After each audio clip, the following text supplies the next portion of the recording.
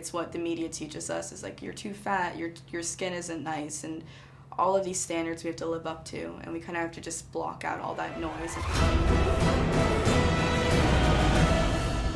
So we have to talk a little bit about Yes, Norway. let's please. Yes. Yeah. When was the last time you were there? Last Christmas. My whole family lives in Norway. I was born in Oslo. My family lives in... See, you're going to laugh at me when I say these names. Trondheim? Yes, but that's... Well, you say it. Trondheim. There it is. Yes. But yeah, it was my first language. And then I moved to the States when I was 7. And it was only me and my mom who moved there. And she remarried with my stepdad. And he's American. So I'd be in the house and I had this really big accent. And I go to elementary school and I'd get made fun of. And then I would... speak back to my mom in English, and she would get so frustrated because I'd be the only one that like she could speak Norwegian to. And eventually English just started being, it was the main language being spoken in our house.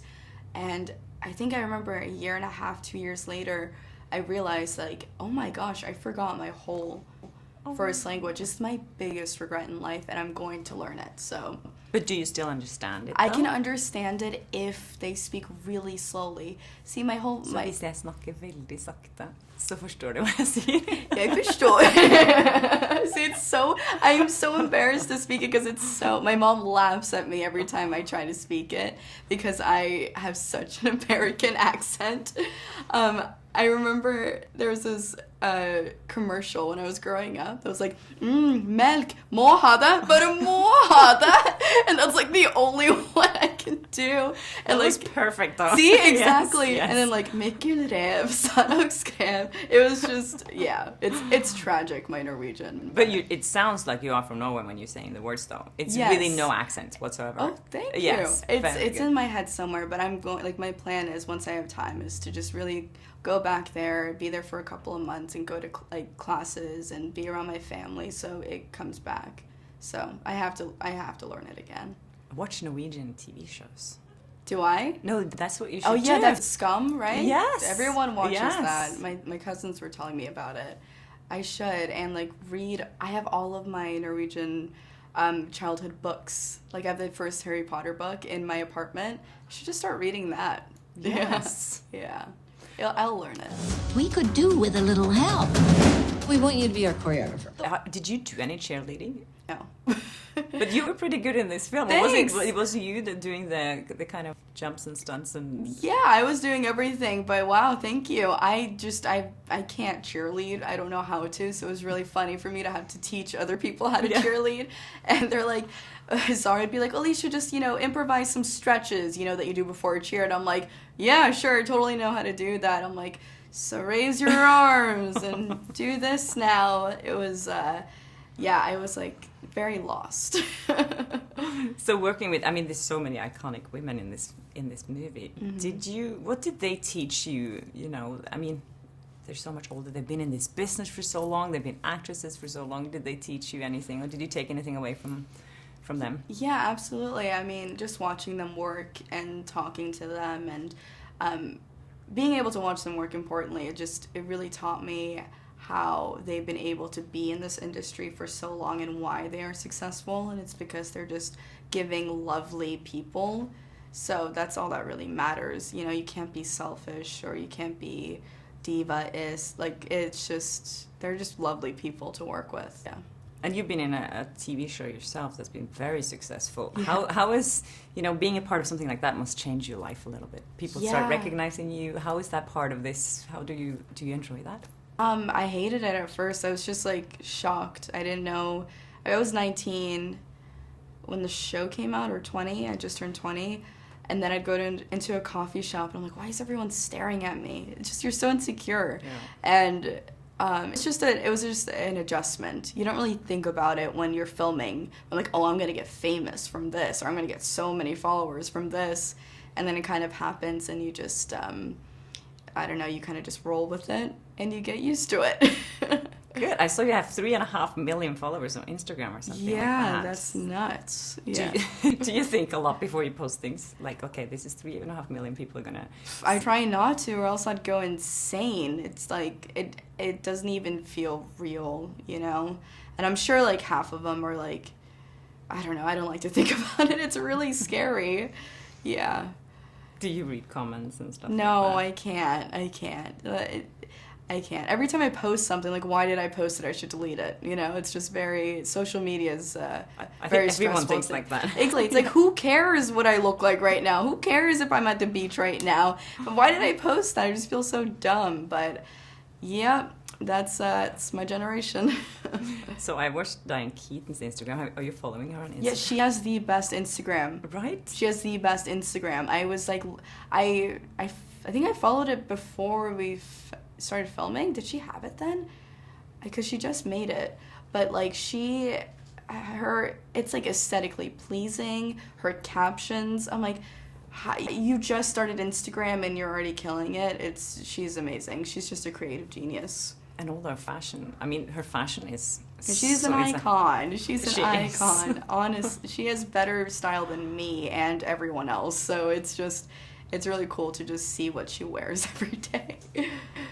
So a part of this movie is that you're a part of this group of girls that are kind of mean girls, and your character is kind of, she's trying to stand up to the pressure of the group. Mm-hmm. I feel this is something that a lot of young people have to go through today. Yeah. How do you kind of navigate not being like pressured to do things that you feel like you don't have like a moral compass of what's right and wrong, and not being pressured by people? I think, are you asking me like if I have a moral compass? Yeah. I mean, I'm lucky enough to have a mom that taught me right from wrong, and sometimes you're gonna make the wrong mistake, but you just learn from it and don't make it again, and just, have a moral compass, which I think I have, so.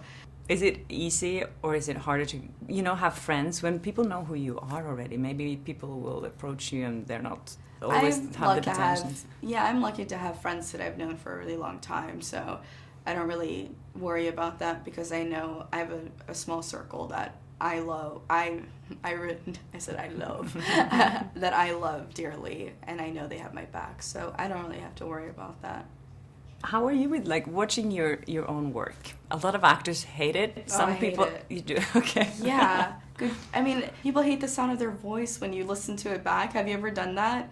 Like having to listen to your voice back. It's terrible. Imagine having to see like your face, but you're acting like someone else, and you're like, it's terrible. I hate watching myself. It's like torture. Actually, the only person who said he likes watching himself is Samuel L. Jackson. I mean, I would too. It. I would too if I was Samuel L. Jackson, honestly. Just. So there was one scene in this film as well when they were standing in front of the mirror and everyone had to tell what they liked about themselves. Yeah. Are you good at doing that? I'm learning. I'm still so young, like in full with insecurities and self-loathing, but I'm learning slowly. I mean, this is like the self-love generation, so I'm trying, but it's hard to do, really. Like, I feel like we wake up and we kind of just think about all the things we hate most about ourselves. It's human nature, I guess, or it's what the media teaches us, is like, you're too fat, your skin isn't nice, and all of these standards we have to live up to, and we kind of have to just block out all that noise and be like, no, I am enough, and I'm good enough, and I am pretty enough, and I'm smart enough. So it's like something you have to keep reminding yourself, because you can't really escape all of these like subliminal messages of like Victoria's Secret models and Instagram models and all that. It's so hard to be a young girl today. It really is. So I can't imagine just growing up with social media and comparing yourself to everyone. That's even now though, it's so different from when I was in high school, because Instagram was just starting when I was a freshman, and we didn't really use it because everyone was still on Facebook. But I couldn't even like what Instagram and YouTube has kind of progressed to now. It's like we're trying to achieve utter perfection, and you're seeing all these girls who like are naturally just like abs and everything, or they've gotten surgery, which is completely fine. But imagine being 15 and seeing all these. That's why 15-year-olds look like they're older than me, because they're trying to like look so perfect. And I'm just happy that I didn't have to go through that, because it's hard. It really is. See that, and everyone's face tuning themselves to look like something like like recognize people. Yeah, people don't look like that. It's a business in itself. The more likes you get, if you're an influencer, you get money, which is awesome that you get to make money off of an app, and that's so cool. but you just don't realize how influential a selfie can be to a really young, impressionable mind. But that's why we're so keen on making sure that we love ourselves, because it's very vital and necessary in this day and age. Thank you. You're so wise. Oh, thanks. You are so Thank nice you. to see you. To meet you. Where you're born? Oslo. We do. Yes. Yeah, that's so cool. Awesome. Great. Lovely meeting you. Hi there, thanks for watching my channel. If you like that video, maybe there's other videos you like here on my channel, so please subscribe, share, comment, do whatever you like. Be happy, be nice to people, and I hope I see you again soon. Bye.